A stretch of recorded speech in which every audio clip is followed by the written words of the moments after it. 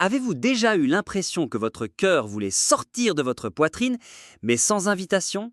C'est de l'anxiété, ou un mauvais sort.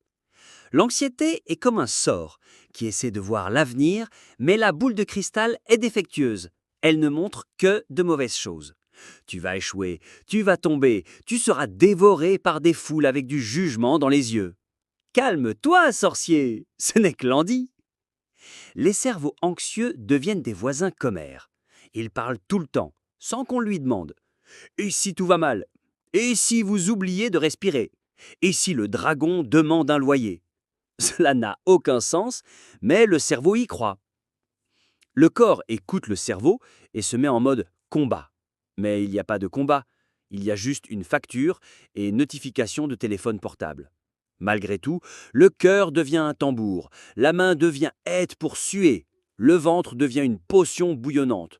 Tout est prêt à s'enfuir de rien.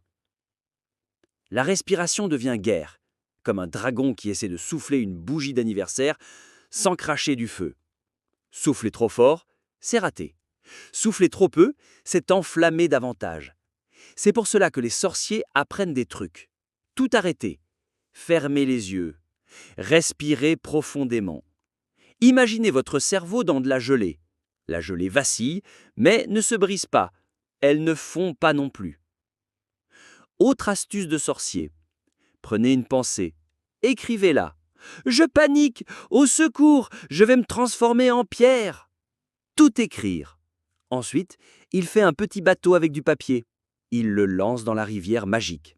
Les pensées s'envolent. Adieu le drame. Parler à un autre sorcier peut aussi aider. Mais il faut que ce soit un sorcier sage. Pas un hibou paresseux qui dit « détends-toi » et s'envole. Un véritable ami écoute sans essayer d'arranger les choses.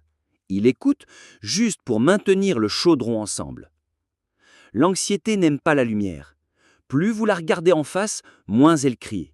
Mais si vous la fuyez, elle court plus vite, comme une ombre dans des baskets magiques. L'anxiété n'est pas une faiblesse.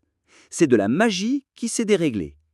Cela signifie simplement que le cœur essaie de protéger, mais parfois il protège tellement qu'il cache la clé de la porte. Parfois, l'esprit a besoin de moins de potions et de plus de silence. Donc, si tu sens l'anxiété arriver, tu n'as pas besoin de la combattre avec une épée. Il suffit de lui donner du thé. Camomille, plus empathie.